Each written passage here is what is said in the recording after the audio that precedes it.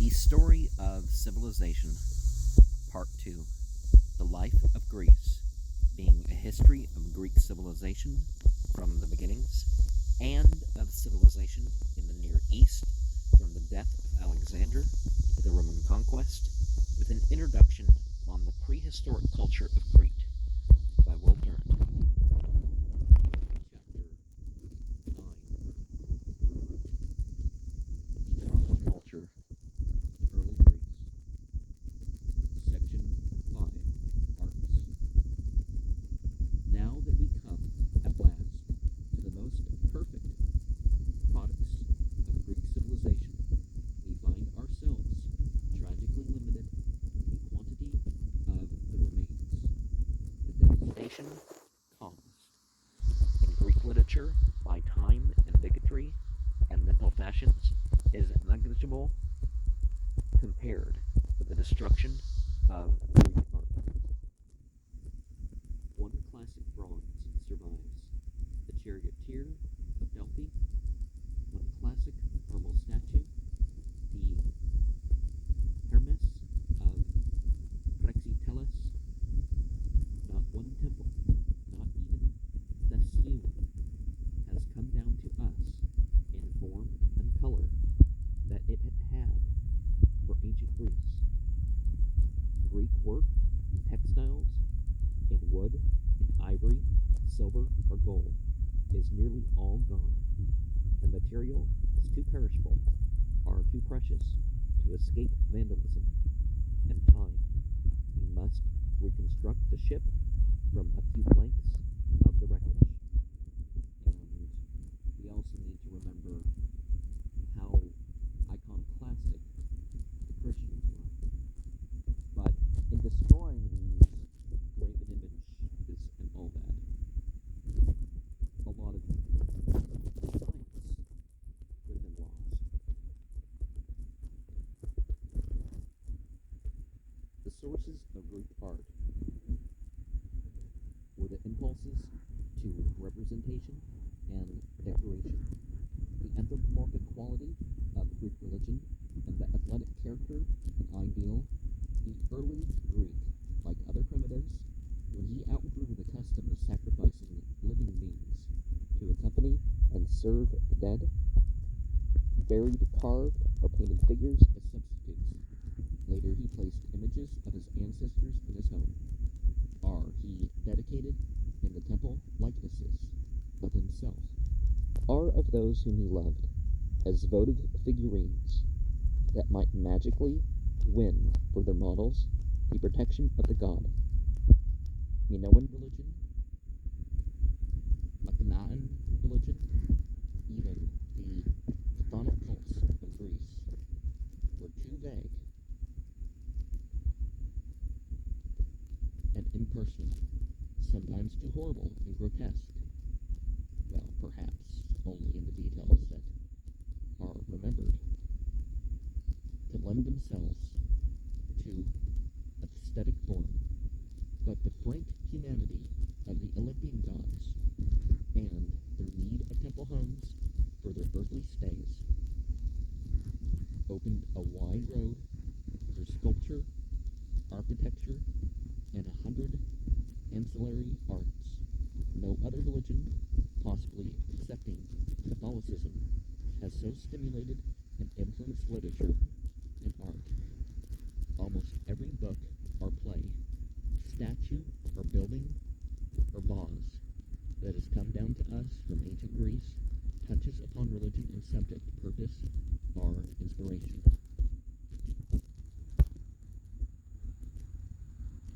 I wouldn't think that you could label it as one religion, but inspiration alone would not have made Greek art great.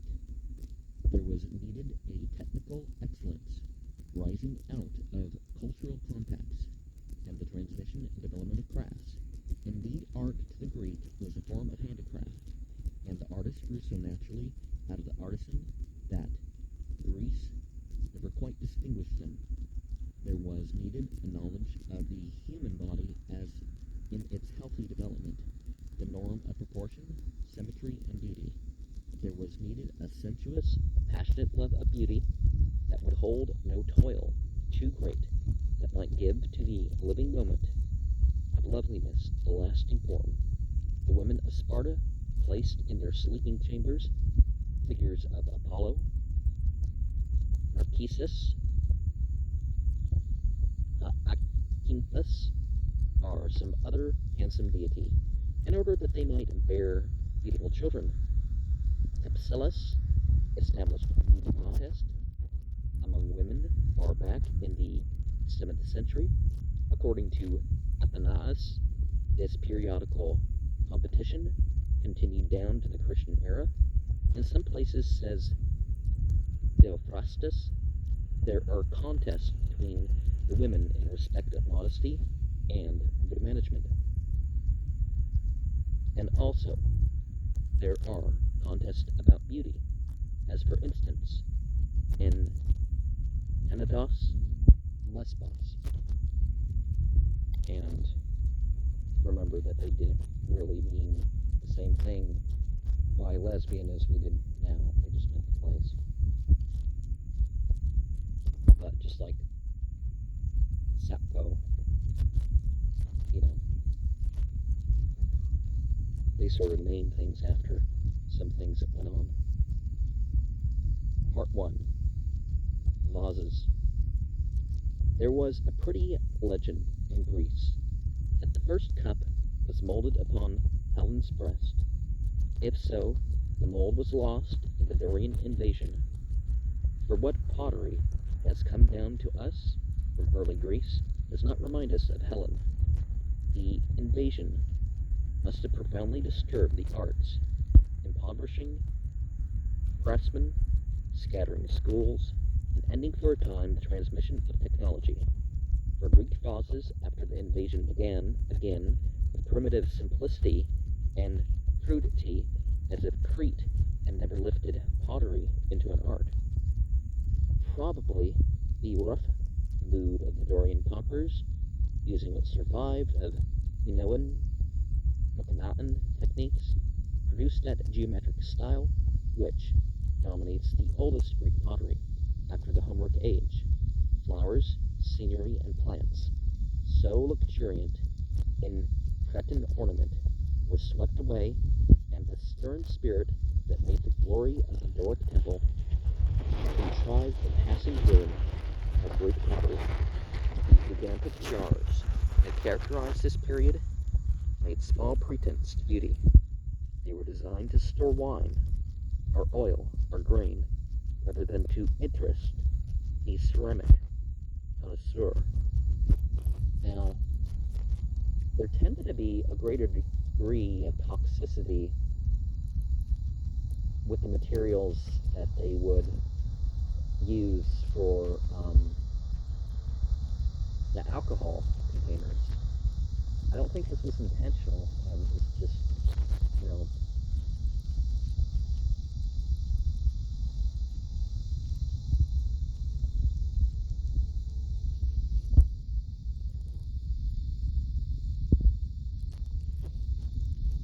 probably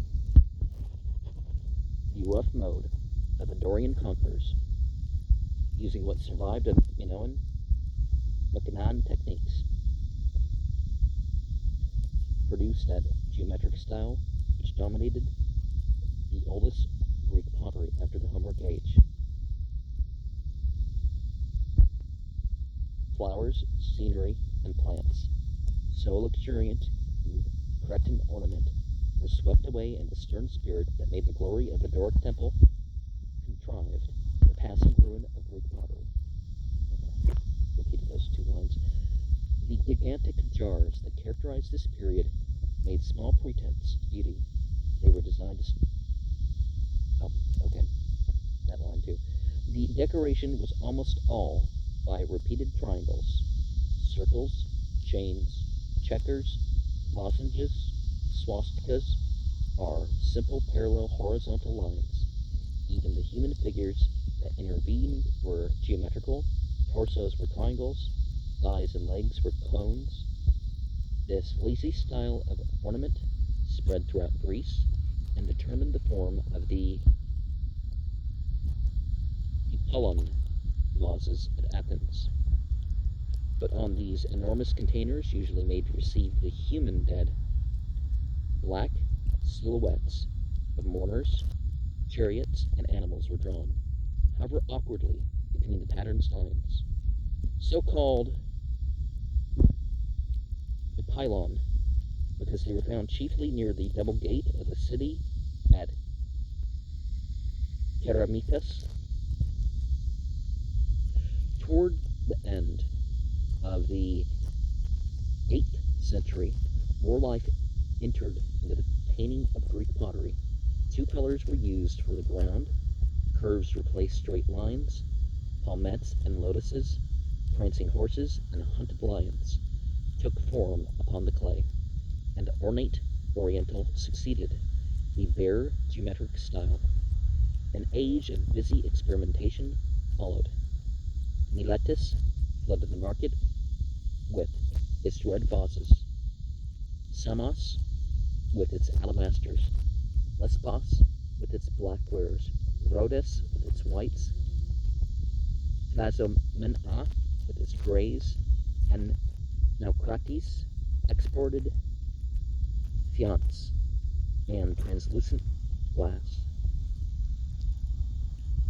Erythra was famous for the thinness of its vases, Chalcis for brilliance of finish, Sicyon and Corinth for the delicate Proto-Corinthian scent bottles and elaborately painted jugs like the cheeky vase in Rome. A kind of ceramic war engaged the potters of rival cities. One or another of them found purchasers in every port of the Mediterranean and in the interior of Russia, Italy, and Gaul. In the 7th century, Corinth seemed to be winning. Its wares were in every land and hand. Its potters had found new techniques of incision and coloring, and had shown a fresh inventiveness in forms. But about 550 BCE, the masters of the Keramicus, the potter's quarter on the outskirts of Athens, came to the front, threw off Oriental influence, and captured the black figure where the markets of the Black Sea, Cyprus, Aegyptus, Etruria, and Spain. And my coat of arms, one of the coat of arms for my family is a naked dude chasing a chicken. And so the dude's on black, is black, and it's on red. There's another variation where it says, for this we'll fight. And I guess, you think he's naked from the waist, he's poking out from like a table or something, right?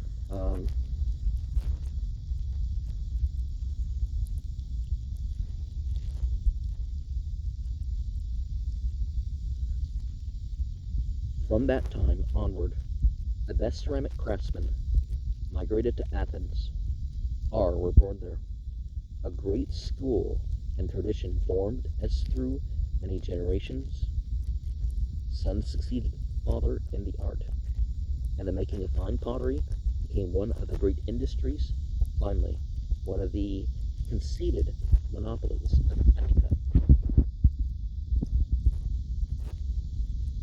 The vases themselves, now and then, were pictures of the potter's shop, the master working with his apprentices, or watchfully supervising the various processes, mixing the pigments and the clay, molding the form, painting the ground, engraving the picture, firing the cup, and feeling the happiness of those who see beauty taking form under their hands. More than 100 of these Attica potters are known to us, but time has broken up their masterpieces, and they are only names. Here on a drinking cup are the proud words: Nikosthenes me poiesin. Megasthenes made me. A greater than he was Exekias, whose majestic amphora is in the Vatican. He was one of many artists encouraged by patronage and peace under the Pisistrates from the hands of Clytius and Ergotimus came about 560. The famous Francois vase, found in Etruria by a Frenchman of that name, and now treasured in the Archaeological Museum at Florence, a great mixing bowl covered with row upon row of figures and scenes from Greek mythology.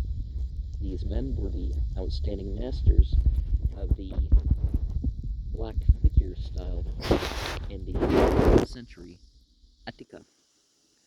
We need not exaggerate the excellence of their work. It cannot compare, either in conception or in execution, with the best work of the Ang or Sung Chinese. But the Greek had a different aim from the Oriental. He sought not color but line, not ornament but form. The figures on the Greek vases were conventional, stylized, and probably magnificent in the shoulders and thin in the legs. And as this continued throughout the classic age, we must assume that the Greek potter never dreamed of realistic accuracy. He was writing poetry, not prose, speaking to the imagination rather than the eye. He limited himself in materials and pigments. He took the fine red clay of the Ceramicus, whited its color with yellow, carefully engraved the figures, and filled out the silhouettes with brilliant black glaze. He transformed the earth into a profusion of vessels that wedded beauty and use. Hydria, amphora, onakoi, kylix, crater, likathos, so water jug, two-handed jar, wine bowl, drinking cup, mixing bowl, and unguent flax. Hydria, amphora, winapoe, kylix, crater, likathos. He conceived the experiments, created the subjects, and developed the techniques that were taken up by bronze workers, sculptors, and painters. He made the first essays in foreshortening, perspective, chiaroscuro, and modeling. He paved the way for statuary by molding terracotta figures in 1,000 beams and forms. He freed his own art from Dorian geometry and Oriental excess, and made the human figure the source and center of its life. Towards the last quarter of the 6th century BCE, the Athenian potter, tired of black figures on a red ground, inverted the formula and created that red figure style, which ruled the markets of the Mediterranean for 200 years. The figures were still stiff and angular, the body in profile, with the eyes in full view. But even within these limits, there was a new freedom, a wider scope of conception and execution.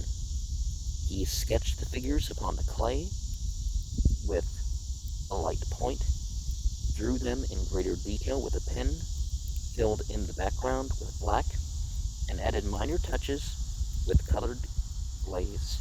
Here, too, some of the masters made lasting names. One amphora is signed, painted by Euthymides, son of Polyas, as never Euphronius, which was to challenge Euphronius to equal it. Nevertheless, this Euphronius is still rated as the greatest potter of his age. To him, some think, belongs the great crater on which Heracles wrestles with Antaeus. To his contemporary Sosius is attributed one of the most famous of Greek vases, whereon Achilles binds the wounded arm of Patroclus. Every detail is lovingly carried out, and the silent pain of the young warrior has survived the centuries. To these men, and now nameless others, we owe such masterpieces as the cup, in whose interior we see dawn morning over a dead sun, and the Hadria in the Metropolitan Museum of Art at New York, that shows a Greek soldier, perhaps Achilles, plunging his lance into a fair and not breastless Amazon. It was before such a vase as one of these that John Keats stood enthralled one day, until its wild ecstasy and mad pursuit fired his brain with an ode greater than any Grecian myth. Section 2. Sculpture. The Greek settlement of Western Asia and the opening of Egypt to the Greek trade towards 660 BCE allowed Near Eastern and Egyptian forms and methods of statuary to enter Ionia and European Greece. About 580 to Cretan sculptors, Diploenus and Scalis, accepted commissions at Sicyon and Argos, and left behind them there not only statues but pupils. And from this period dates a vigorous school of sculpture in the Peloponnese. The art had many purposes. It commemorated the dead first, with simple pillars, then with herms, whose head alone was carved, then with forms completely chiseled in the round, or with funeral stela reliefs. It made statues of the victorious athletes, first as types, later as individuals, and it was encouraged by the lively imagination of Greek faith to make countless images of what they considered to be gods. Until the 6th century, its material was most frequently wood. We hear a great deal of the chest of Capsellus, dictator of Corinth. According to Pausanias, it was made of cedar and laid with ivory and gold, adorned with complicated carvings, as wealth increased, wooden statues might be covered in whole or part by precious materials. Indeed, it was thus that Phidias made his Chrysella Fantine, gold and ivory, statues of Athena, Parthenos. Oh, what does Athena mean?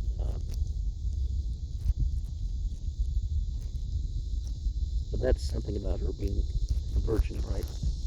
And the Olympian Zeus. Bronze rivaled stone as sculptural material to the end of classic art. Few ancient bronzes have survived the temptation to melt them down, but we may judge from the perhaps too ministerial charioteer of the Delphi Museum, 490 BCE, right? How near to perfection the art of hollow casting had been carried since Rhoecus and Theodorus Samos had introduced it into Greece. The most famous group in Athenian statuary, the Duranikides, Harmodius, and Aristogeiton, was cast in bronze by Antenor at Athens shortly after the expulsion of Hippias. Many forms of soft stone were used before the sculptors of Greece undertook to mold harder varieties with hammer and chisel, but once they had learned the art, they almost denuded Naxos and Paros of marble. In the Archaic period, 1100 BCE to 490 BCE, the figures were often painted, but towards the end of that age, it was found that a better effect could be secured in representing the delicate skin of women by leaving the polished marble without artificial tint. The Greeks of Ionia were the first to discover the uses of drapery as a sculptural element. Egypt and the Near East had left the clothing rigid, a vast stone apron, nullifying the living form. But in 6th century Greece, the sculptors introduced folds into the drapery and used the garment to reveal that ultimate source and norm of beauty, the healthy human body. Nevertheless, the Egypto-Asiatic, I'll just say Egypto-Asiatic influence remains so strong that in most archaic Greek sculpture, the figure is heavy, graceless, and stiff.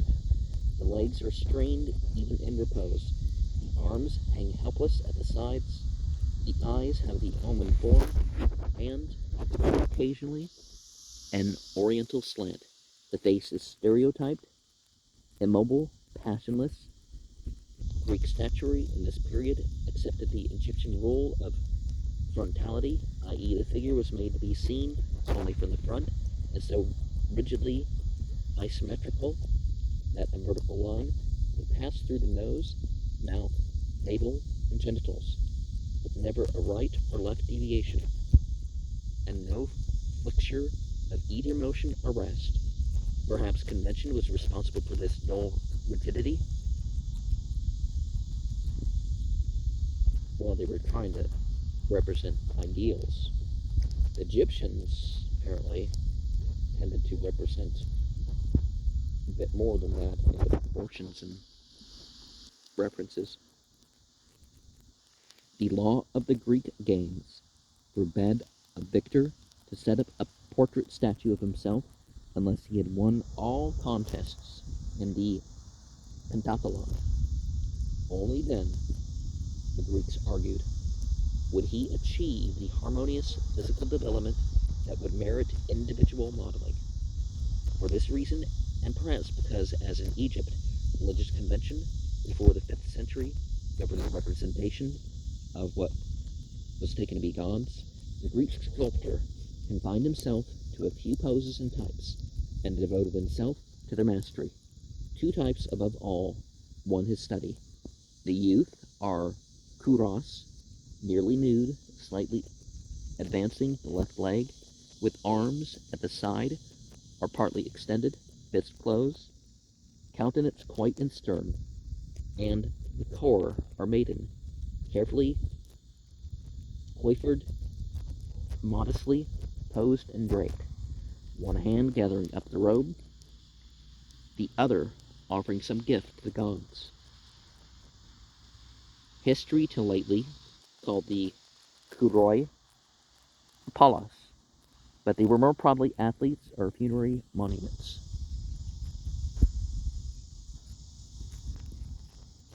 Why the step forward left? Um, like, for example, in the Islamic world, you step forward left into the bathroom and some other unpleasantries, you could say. Although, you definitely want to relieve yourself, right? And you step right towards the good deeds.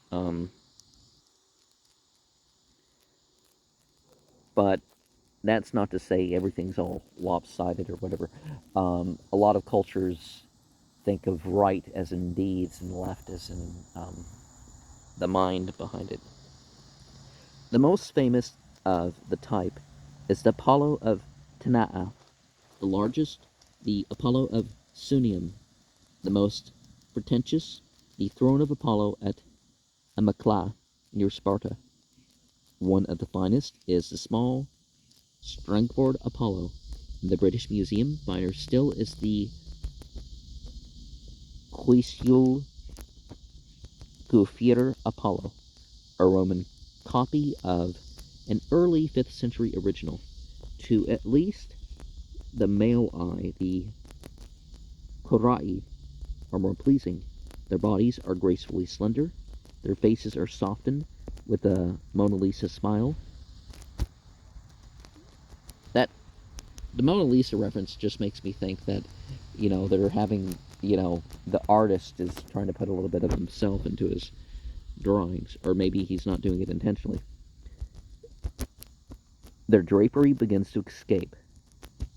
The stiffness of convention, some of them, like those in the Athens Museum, would be called masterpieces in any other land. One of them, which we may call the core of Chios.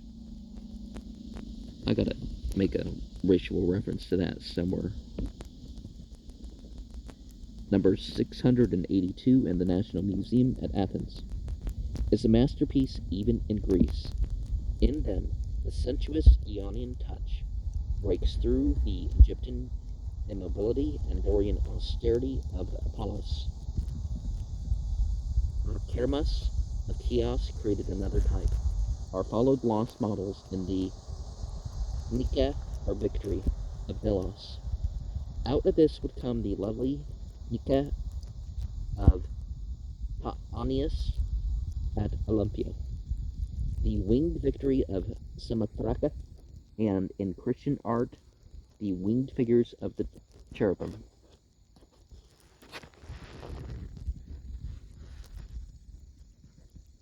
Near Miletus, unknown sculptors carved a series of draped and seated females for the temple of Branchida, figures powerful but crude, dignified but ponderous, profound but dead. Now in the British Museum, there are copies in the Metropolitan Museum in New York. The Branchida were the hereditary priest of the temple.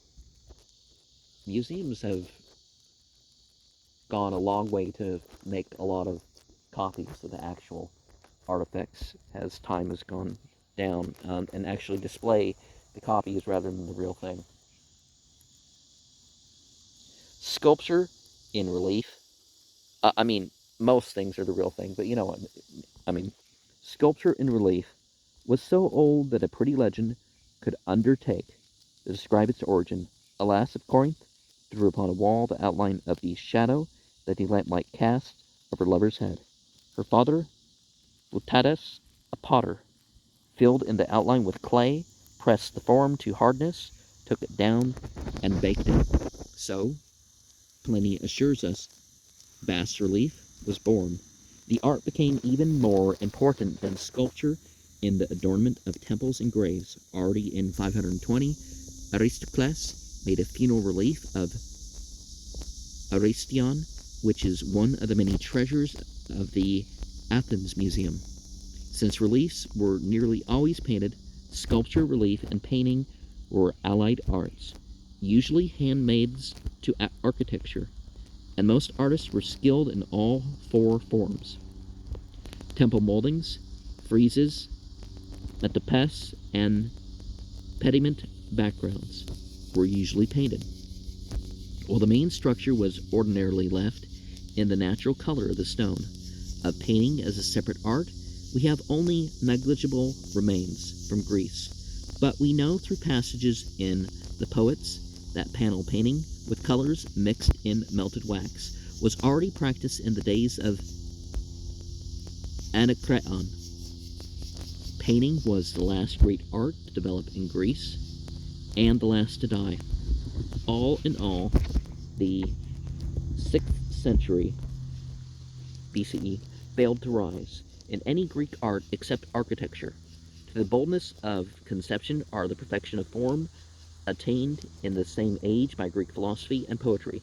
Perhaps artistic patronage was slow to develop in an aristocracy still rural and poor, are in a business class too young to have graduated from wealth to taste. Nevertheless, the age of the dictators was a period of stimulation and improvement in every Greek art, above all under Pisistratus and Hippias in Athens.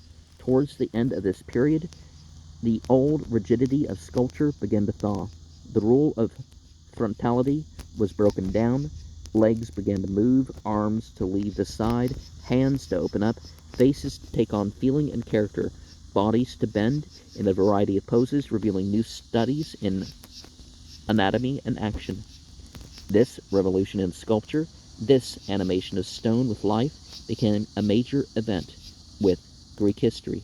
The escape from frontality was one of the signal accomplishments of Greece. Egyptian and Oriental influences were set aside, and Greek art became Greek. So they stepped aside from the um, informative, deeper experience than entertainment aspect of the art.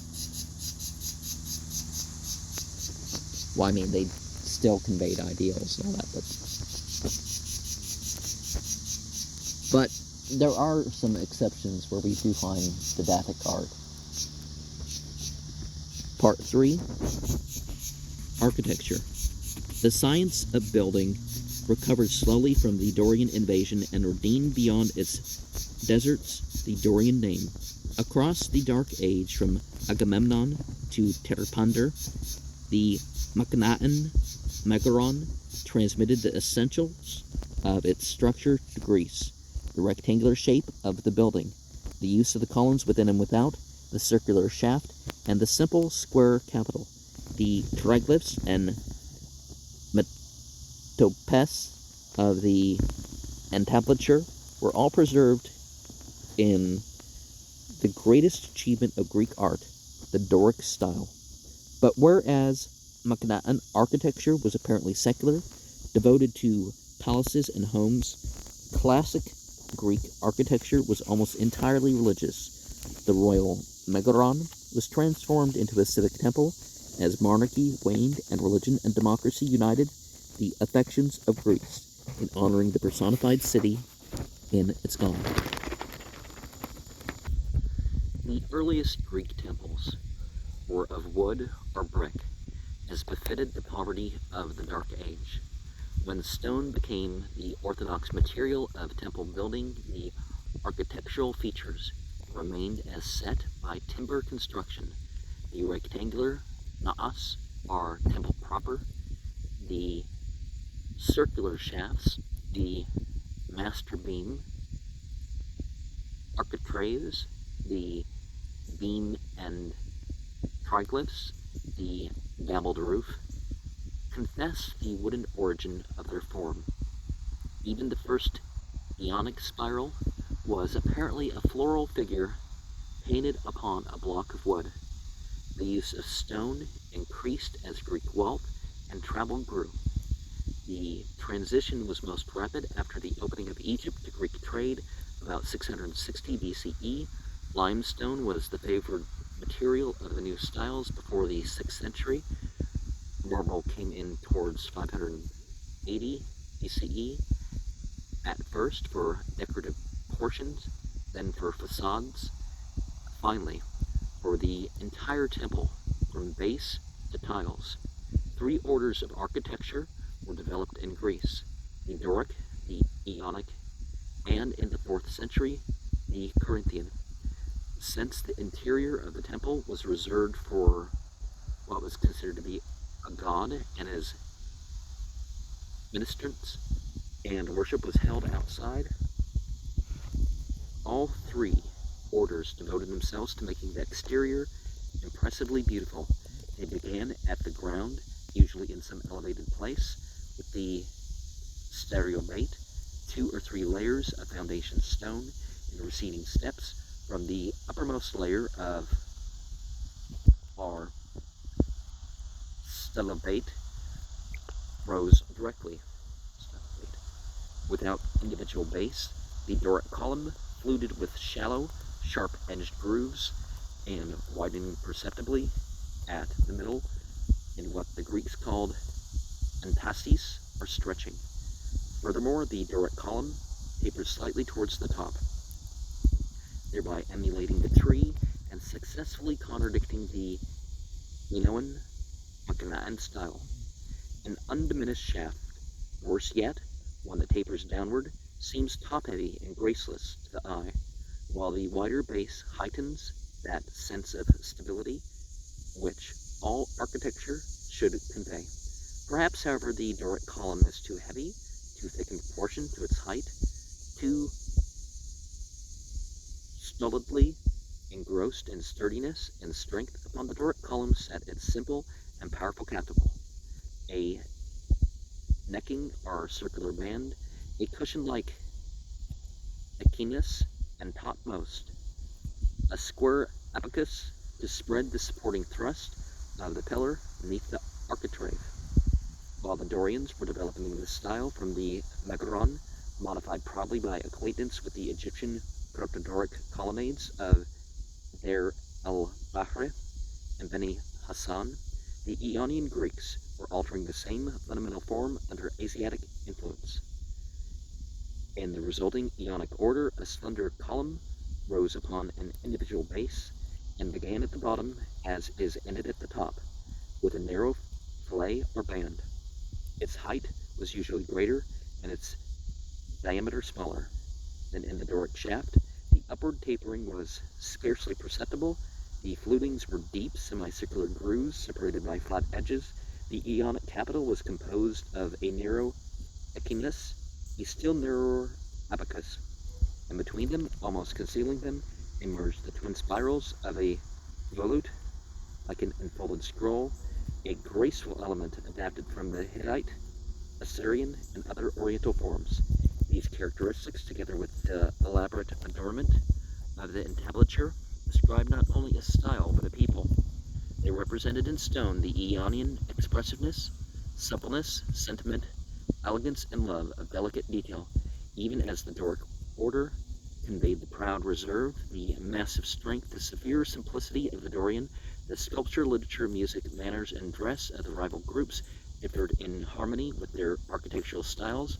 Dorian architecture is mathematics. Ionian architecture is poetry, both seeking the durability of stone. The one is Nordic, the other Oriental. Together, they constitute the masculine and the feminine themes in a basically harmonious form. A lot of skewed desires and skewed thoughts focus on this over-gendering of attributes. You're male, you're female, whatever, but some things are greater or lesser in one individual than that.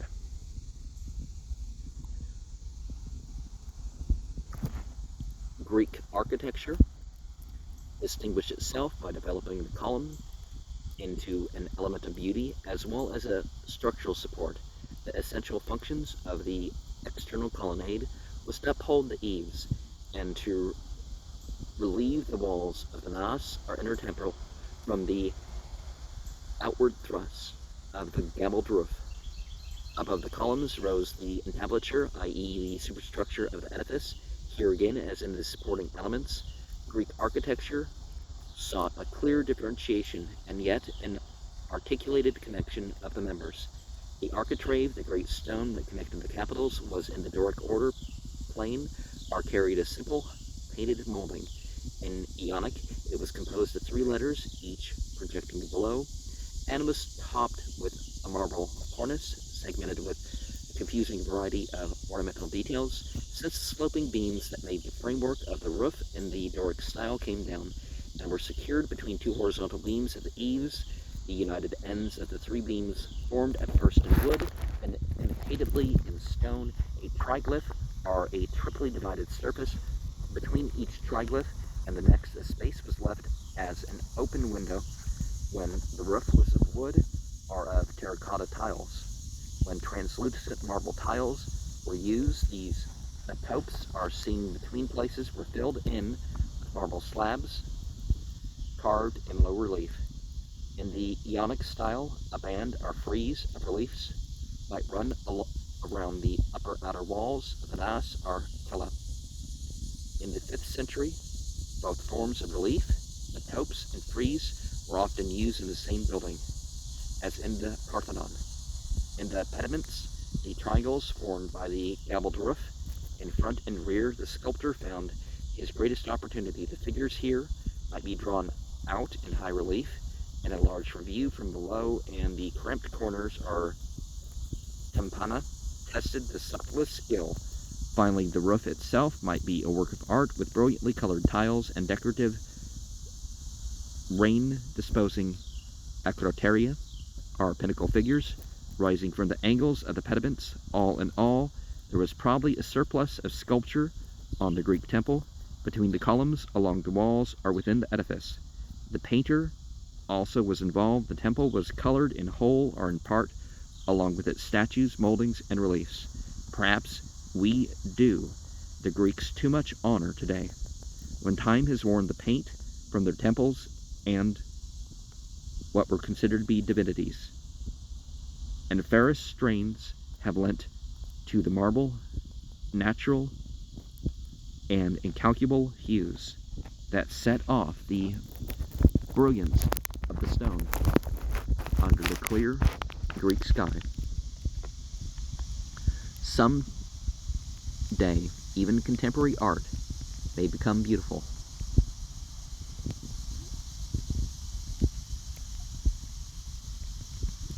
And it's pretty much wrecking music. Sure, it's something new in a way, but then again, all the styles, all the musical accomplishments in individual form, they've already been released publicly. It's just, remixes. And some of it's just, to be disruptive. Oh, it sounds like you're changing the channel and you're doing, it's 3 songs at once and that sort of thing, right? The two rival styles achieved grandeur in the 6th century and perfection in the 5th. Geographically, they divided Greece unevenly. Ionic prevailed in Asia and the Aegean, Doric on the mainland and in the west. The salient achievements of 6th century Ionic were the temples of Artemis at Ephesus, of Hera at Samos, and of the Branchida near Miletus. But only ruins survive of Ionic architecture before Marathon. The finest extant buildings from the 6th century are the older temples of Paestum and Sicula, all in the Doric style. The ground plan remains of the great temple built at Delphi between 548 and 512 from the designs of the Corinthian Spintaras. It was destroyed by earthquake in 373, was rebuilt on the same plan, and in that form still stood when Pausanias made his tour of Greece. Athenian architecture of the period was almost wholly Doric in this style. Pisistratus began about 530, the gigantic temple of the Olympian Zeus on the plain at the foot of the Acropolis. After the Persian conquest of Ionia in 546, hundreds of Ionian artists migrated to Attica and introduced or developed the Ionic style in Athens. By the end of the century, Athenian architects were using both orders and had laid all the technical groundwork for the Periclean age. And I've shared a whole book about that. Part 4, Music and the Dance. The word musika among the Greeks originally meant any devotion to any muse. Plato's academy was called a museion or museum, i.e. a place dedicated to the muses and the many cultural pursuits which they patronized.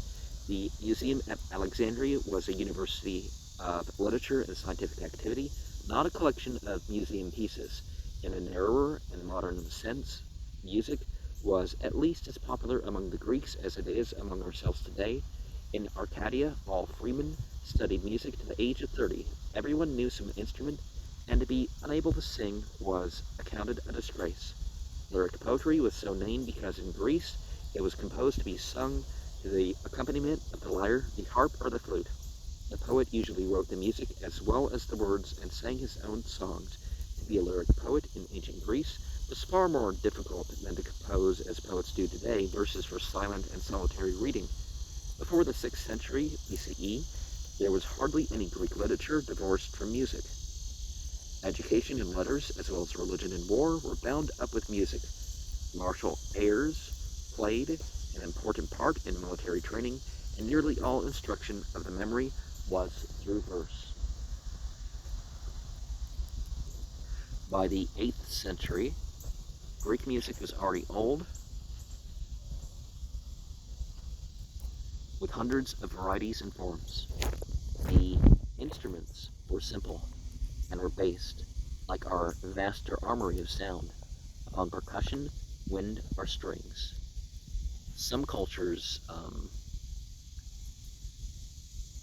were very much trying to be symbolic with all this and trying to have certain effects that they entrained people towards. The first class were not popular. The flute was favored at Athens until Alcibiades, laughing at his music master's inflated cheeks, refused to play so ridiculous an instrument and set a fashion against it among Athenian youth. Besides, said the Athenians, the Phoatians surpassed them with the flute, which branded the art as a vulgar one. Well, whatever your intention or your use for a particular skill, you shouldn't be so proud about it that, oh, well, these people do this, or these people do it better. It's like, well, The simple flute, or albas, was a tube of cane or board wood with a detachable mouthpiece and from 2 to 7 finger holes into which movable stopples might be inserted to modify the pitch. Some players used the double flute, a masculine or bass flute in the right hand and a feminine or treble flute in the left, both held to the mouth by a strap around the cheeks and played in simple harmony by attaching the flute to a distensible bag. The Greeks made a bagpipe by uniting several graduated flutes. They made a syrinx, or pipe of Pan, by extending and opening the end and closing the finger holes. They made a salpinx, or trumpet. Flute music, says Pausanias, was usually gloomy and was always used in dirges or elegies, but in the Alatridae, the flute-playing Dacia girls of Greece do not seem to have pervaded gloom. String music was confined to plucking the strings with finger or plectrum.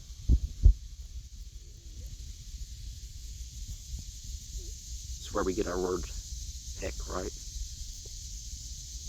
For like the guitar and all that. Bowing was unknown. The lyre or forminx or kithara were essentially alike. 4 or more strings of sheep gut stretched over a bridge across a resonant body of metal with tortoiseshell. Don't kill animals, just to make a musical instrument. The kithara was a small harp used for accompanying narrative poetry. The lyre was like a guitar and was chosen to accompany lyric poetry and songs. The Greeks told many strange tales of how what they considered to be gods, Hermes, Apollo, Athena, had invented these instruments. How Apollo had pitted his lyre against the pipes and flutes of Marsyas, a priest of the Phrygian goddess Cabela, had won unfairly as Marsyas thought by adding his voice to the instrument, and had topped the performance by having poor Marsyas flayed alive. So legend personified the conquest of the flute by the lyre.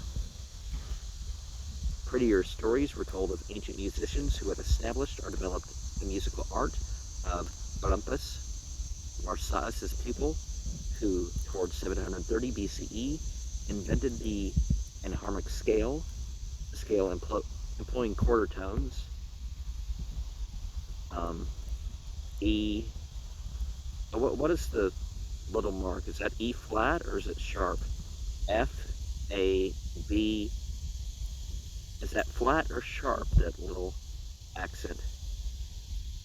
Oh, it's a quarter tone above the preceding note. Okay. So you're raising the scale. E, F, A, B, C, E, something. Of Linus, Heracles' teacher, who invented Greek musical notation and established some of the modes of Orpheus, Thracian priest of Dionysus, and of his pupil Musaius, who said that song is a sweet thing to mortals. These tales reflect the probable fact that Greek music derived its forms from Lydia Phrygia and Thraca. The music of Hellas was played in a variety of scales. Far more numerous and complex than ours are the atonic scale makes no smaller division than the halftone, and 12 halftones constitute our octave. The Greeks used quarter tones and had 45 scales of 18 notes apiece. These scales were in three groups: the atonic scales, based upon the tetrachord E, D, C, B, the chromatic upon E, C sharp, C, D, and the enharmonic upon E, C, C flat, B, and these are capitals, so we're talking about the major scale. We'll see if there's difference here. The Greek scales, for by simplification, came those of the medieval church music, and through these our own. Within the diatonic tetrachord, 7 modes, harmoniae, were produced by the tuning the strings to alter the position of the semitones in the octave.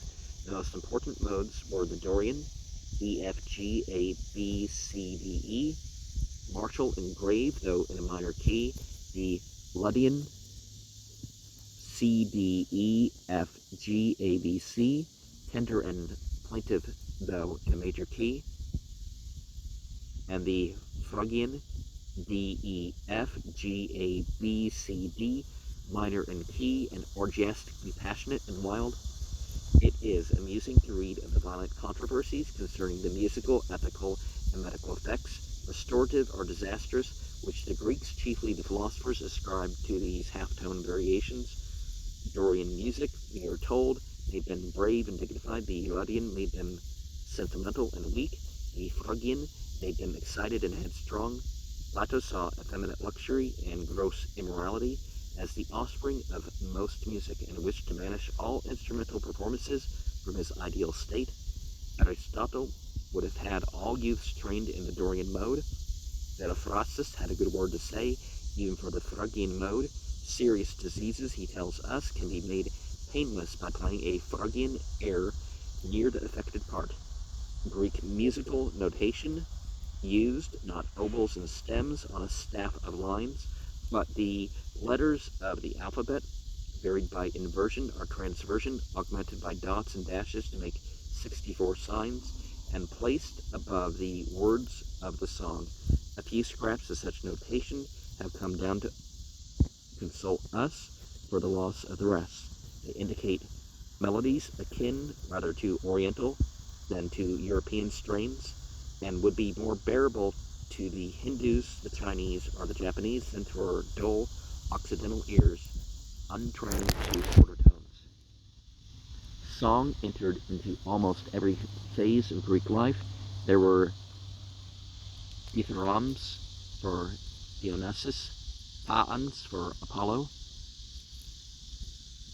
hymns for anything considered to be God, and hymns. Yes. There were encomium, or songs of praise for rich men, and epimachia, or songs of victory, for athletes. There were sympasiaca, scalia, erotica, hymenoi. Okay, that's where the word hymn comes from.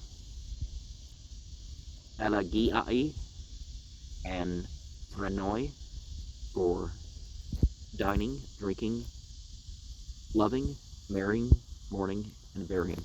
Herdsmen had their bucolica, reapers their lita erses, vine dressers their epilenia, spinners their euloi, weavers their elinoi, and then as now presumably the man in the market or the club, the lady in the home, and the woman of the streets sang songs not quite as learned as Simonides's vulgar music and polite music have come down distantly together through the centuries. The highest form of music in the belief and practice of the Greeks was choral singing. To this they gave the philosophical depth, the structural complexity, the emotional range, which in modern music tend to find place in the concerto or the symphony. Any festival, a harvest, a victory, a marriage, a holy day might be celebrated with a chorus, and now and then cities and groups would organize great contests in choral song. The performance was, in most cases, prepared far in advance. A composer was appointed to write the words and music. A rich man was persuaded to pay the expense. Professional singers were engaged, and the chorus was carefully trained. All the singers sang the same note as in the music of the Greek church today. There was no part song, except that in latter centuries the accompaniment was played a fifth above or below the voice, or ran counter to it. This is as near as the Greeks seem to have come to harmony and counterpoint. The dance, in its highest development, was woven into one art with choral singing. Just as many forms and terms of modern music were once associated with the dance, and dancing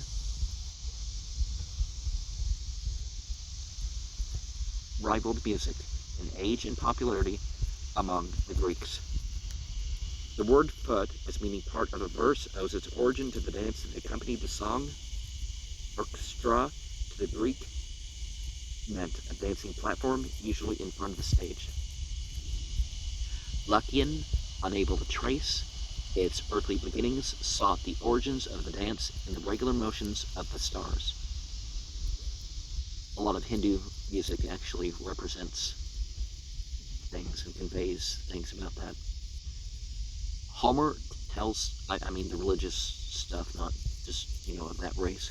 Homer tells us not only of the dancing floor made by Daedalus for Ariadne, but of an expert dancer among the Greek warriors at True, Marianus, who, dancing while he fought, could never be found by any lance. Plato described orchesis, or dancing, as the instinctive desire to explain words by gestures of the entire body, which is rather a description of certain modern languages.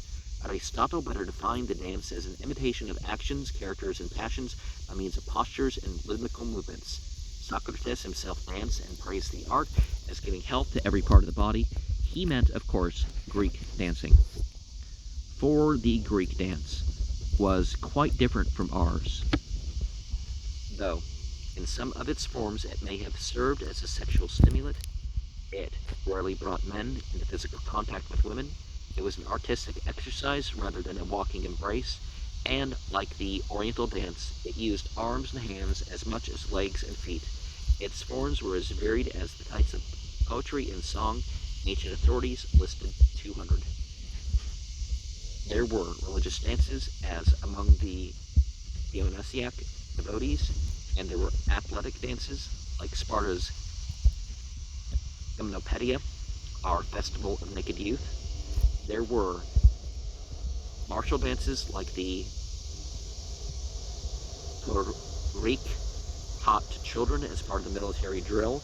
There was the stately Paporkema, a choral hymn or play performed by two choirs of which one alternately sang or danced while the other danced or sang. There were folk dances for every major event of life and every season or festival of the year, and as for everything else, there were dance contests usually involving choral singing. All these arts, lyric poetry, song, instrumental music, and the dance, were closely allied in early Greece, and formed in many ways one art. As time went on, and already in the 7th century BCE, specialization and professionalism set in. The rhapsodies abandoned song for recitation, and separated narrative verse from music. Archibacchus sang his lyrics without accompaniment, and began that long degeneration which at last reduced poetry to a fallen angel, silent and confined. The choral dance broke up into singing without dancing, dancing without singing, for as Lucian put it, the violent exercises caused shortness of breath, and the song suffered for it.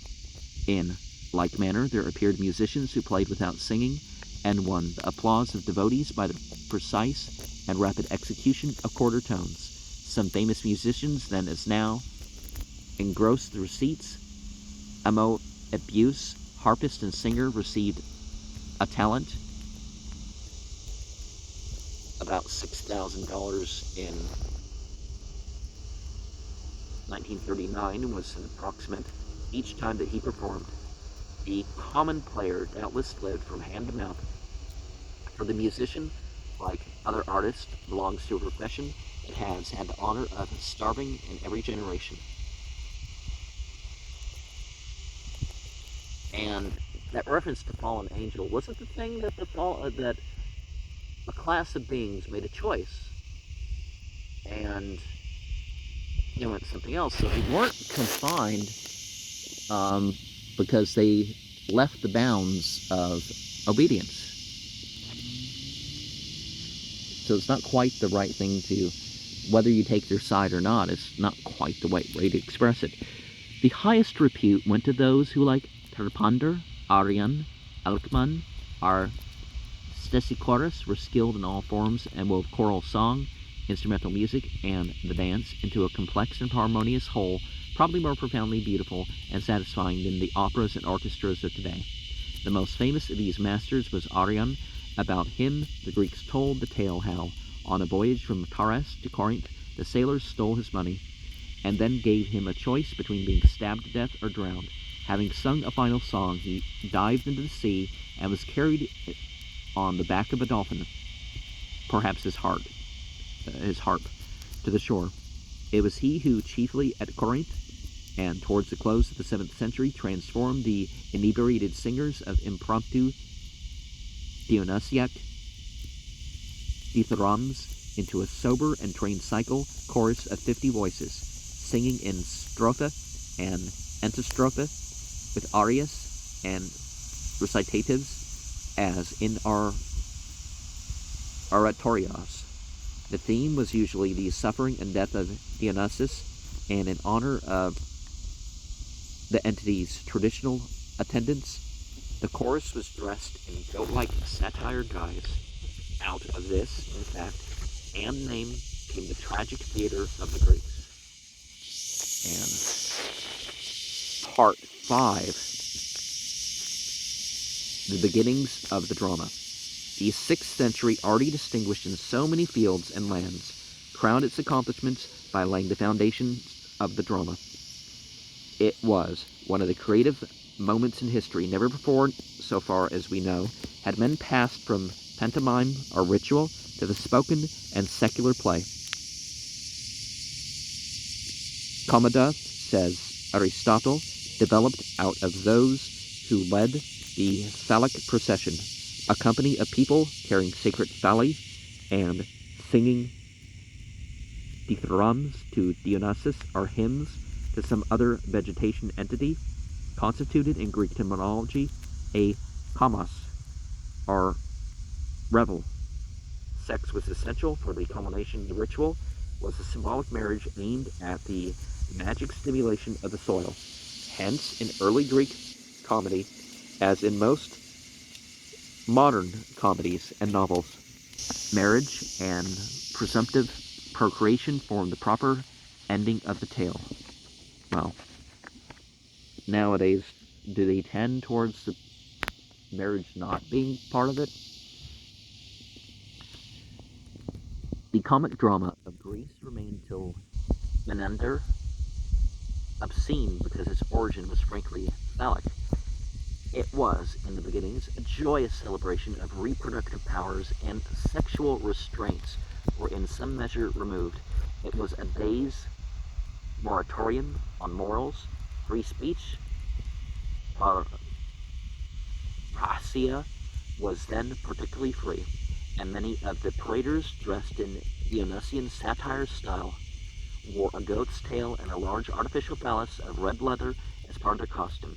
This garb became traditional on the comic stage. It was a matter of sacred custom, religiously observed in Aristophanes. Indeed, the phallus continued to be the inseparable emblem of the clown until the 5th century of our era in the West, and the last century of the Byzantine Empire in the East. Along with the phallus in the old comedy went the licentious Kordax dance. And so the sexual element of comedy has certainly come back full swing, right? Strange to say, it was in Sicula that the rustic vegetation revel was the first transformed into the comic drama. About 560 BCE, one Caesarion of Megara, Habla'a near Syracuse, developed the processional mirth into brief plays of rough satire and comedy. From Sicula, the new art passed into the Peloponnesus and then into Attica. Comedies were performed in the villages by traveling players or local amateurs. A century passed before the authorities, to quote Aristotle's phrase, treated the comic drama seriously enough to give it, 465 BCE, a chorus for representation at an official festival. Tragedy, tragoedia, or the goat song, arose in like manner from the mimic representations in dancing and singing of satyr-like Dionysian revelers dressed in the costume of goats. And what does that mean to you? These satyr plays remained till Euripides, an essential part of the Dionysian drama. Each composer of a tragic trilogy was expected to make a concession to ancient custom by offering, as the fourth part of his procession, a satire play in honor of Dionysus. Being a development of the satire play, says Aristotle, it was quite late before the tragedy arose from short plots and comic diction to its full dignity. Doubtless other seeds matured in the birth of tragedy. Perhaps it took something from the ritual worship and appeasement of the dead, but essentially its source lay in mimetic religious ceremonies, like the representation in Creta of the birth of Zeus, or in Argos and Samos, his symbolic marriage with Hera, or in Eleusis and elsewhere, the sacred mysteries of Demeter and Persephone are above all in the Peloponnesus and Attica. The mourning and rejoicing over the death and resurrection of Dionysus, such representations were called dromena, things performed. Drama is a kindred word and means, as it should, an action. At Sicyon, tragic choruses till the days of the dictator Clisthenes commemorated, we are told, the sufferings of Adrastus, the ancient king. At Icaria, where Thespis grew up, a goat was sacrificed to Dionysus. Perhaps the goat song from which tragedy derived its name was a chant sung over the dismembered symbol or embodiment of the drunken god. The Greek drama, like ours, grew out of religious ritual. Hence, the Athenian drama, tragic and comic, was performed as part of the festival of Dionysus under the presidency of his priest in a theater named after them. And by players called the Dionysian artists, the statue of Dionysus was brought to the theater and so placed before the stage that he might enjoy the spectacle. The performance was preceded by the sacrifice of an animal to the entity. The theater was endowed with the sanctity of a temple, and offenses committed there were punished severely as sacrileges rather than as merely crimes. Just as tragedy held the place of honor on the stage of the city Dionysia, so comedy held the foreground at the festival of Lanaa. But this festival too was Dionysian, perhaps originally the theme, as in the drama of the Mass, was the passion and death of the entity. Gradually, the poets were allowed to substitute the sufferings and death of a hero in Greek myth. It may even be that in its early forms, the drama was a magic ritual designed to avert the tragedies it portrayed, and to purge the audience of evils in a more than Aristotelian sense, by representing these as born and finished with by proxy. In part, it was this religious basis that kept the Greek tragedy on a higher plane than that of the Elizabethan stage. The chorus, as developed for mimetic action by Arion and others, became the foundation of dramatic structure and remained an essential part of Greek tragedy into the latter plays of Euripides. The earlier dramaticists were called dancers because they made their plays chiefly a matter of choral dancing and were actually teachers of dancing. Only one thing was needed to turn these choral representations into dramas, and that was the opposition of an actor in dialogue and action to the chorus. Its inspiration came to one of these dancing instructors and chorus trainers, Thespis of Icaria, a town close to the Peloponnesian Megara, where the rites of Dionysus were popular, and not far from Eleusis, where the ritual drama of Demeter, Persephone, and Dionysus Zagreus was annually performed.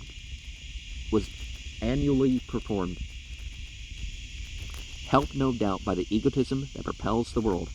Thespis separated himself from the chorus, gave himself individual, recitative lines, developed the notion of opposition and conflict, and offered the drama in its stricter sense to history.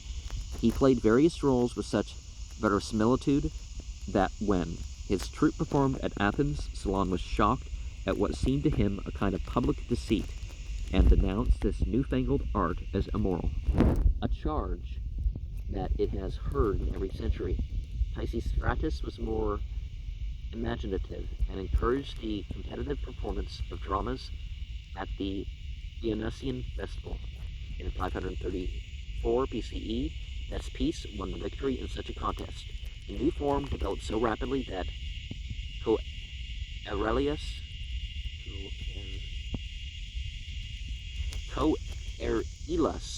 only a generation later, produced 160 plays. When 50 years after Thespis, Asculus and Athens returned victorious from the Battle of Salamis, the stage was set for the great age in history of the Greek drama. And I don't have the Greek characters in my head, and we don't have them here, so there can be some issues me trying to give it a Greek pronunciation.